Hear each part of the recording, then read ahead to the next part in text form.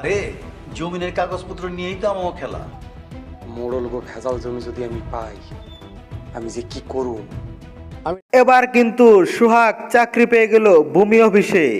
এবার তার পরিকল্পনা হচ্ছে সে মরলদের জাল জমির দলিল সংগ্রহ করা এবং মরলদের জমিতে কোনো ভেজাল আছে কিনা তা খতিয়ে দেখা। যদি তাদের জমিতে কোনো ভেজাল থাকে তা উদ্ঘাটন করাই সোহাগের কাজ। হ্যালো বন্ধুরা, আসসালামু আলাইকুম। কেমন আছেন সবাই? আশা করি সবাই ভালো আছেন।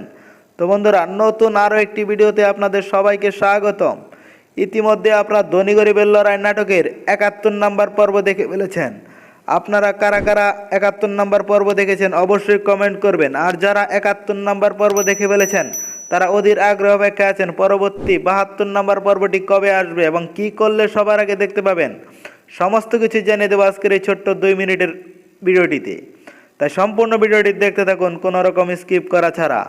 তো সুপ্রিয় ভিউয়ার্স, ধনী গরিবের লড়াই সহ ইগল টিমের সকল নাটকের আপডেট সবার আগে পেতে এবং নিয়মিত নতুন ভিডিও পেতে আমাদের এই ছোট্ট চ্যানেলটি সাবস্ক্রাইব করে পাশে থাকা বেল আইকনটি বাজিয়ে রাখবেন। তাহলে সকল নাটকের আপডেট পেয়ে যাবেন সবার আগে। আর হ্যাঁ বন্ধুরা, ধনী গরিবের লড়াই নাটকটি কিন্তু আপনারা দেখতে পেয়েছেন অনেক জমে উঠেছে। আজগর মরল কিন্তু সুরজ মরল বাড়িতে আসার কথা শুনেই অজ্ঞান হয়ে যাওয়ার নাটক করে। তারপর যখন মাস্টার তার কানের কাছে এসে বলে কাফনের কাপড় নিয়ে আসবো নাকি, তখন সে আবার জ্ঞান ফিরে পায়। তো বন্ধুরা, আজগর মরল কিন্তু এবার নতুন চাল দেওয়ার কথা চিন্তা ভাবনা করছে। আপনাদের কি মনে হয়, আজগর মরল কি ফেসে যাবে নাকি সে আবার নতুন চাল দিয়ে পার পেয়ে যাবে? আপনাদের মূল্যবান মতামত কমেন্ট করবেন। আপনাদের মতামতের ভিত্তিতে ইগল টিম তাদের পরবর্তী পর্বগুলো নির্মাণ করবে।